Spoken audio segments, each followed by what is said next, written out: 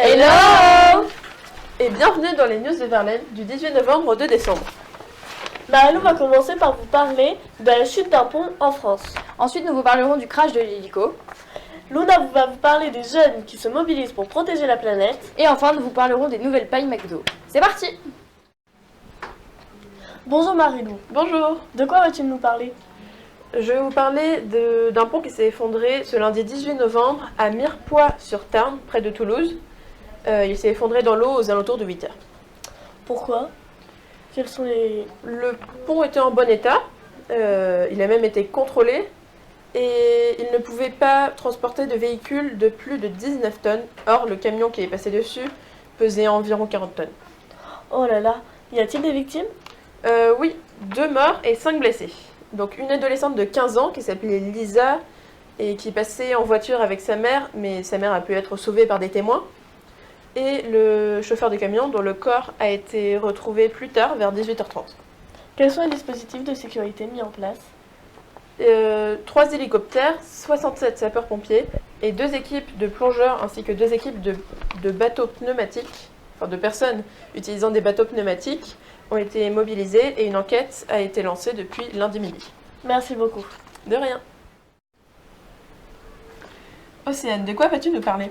Je vais vous parler du crash de 2 hélicoptères qui a fait 13 décès chez les soldats français. Où est-ce que ça s'est passé? Ça s'est passé au Mali. Et qui a été blessé?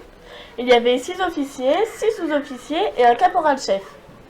Et quel était le but de cette mission? Cette mission a été mise en place pour lutter contre le terrorisme au Sahel. Et ça s'est passé quand? Le lundi 25 novembre. As-tu des informations en plus à nous donner? Oui, il n'y avait pas eu de dernier accident mortel d'hélicoptère dans l'armée française depuis le février 2018 lors de l'écrasement de 2 hélicoptères dans le Var faisant 5 morts. Y a-t-il une cérémonie? Oui, un hommage national a eu lieu aujourd'hui aux Invalides. Emmanuel Macron a été invité et prononcera une éloge funèbre. Il remettra également une légion d'honneur aux 13 soldats français. D'accord. Merci beaucoup, Océane. De rien. Moi, je vais vous parler de la Déclaration européenne des droits de la planète et du vivant.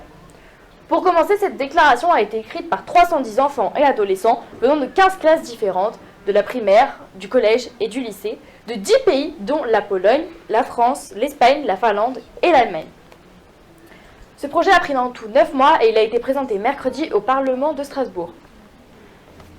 Cette déclaration regroupe en tout 18 articles sur la protection des océans, la pollution de l'air, l'agriculture intensive ainsi que d'autres sujets encore. Je vais vous citer l'un des articles qui est l'article numéro 3. Tous les êtres vivants ont le droit de vivre dans un habitat sain et paisible. Si vous voulez retrouver toute la déclaration entière, allez voir dans le lien de la vidéo et vous trouverez la déclaration. Bonjour, donc je vais vous parler des pailles. Donc j'ai remarqué qu'à McDo, il n'y a plus de pailles en plastique. Maintenant, c'est des capuchons en fibre naturelle, donc avec des verres-verseurs, des becs-verseurs, pardon. Donc sur cette image, là c'est un gobelet avec une paille et là en plastique. Et là c'est un gobelet en fibre naturelle avec un bec-verseur. Donc on a fait ça pour limiter la pollution dans le monde. Parce que le plastique faisait trop de pollution.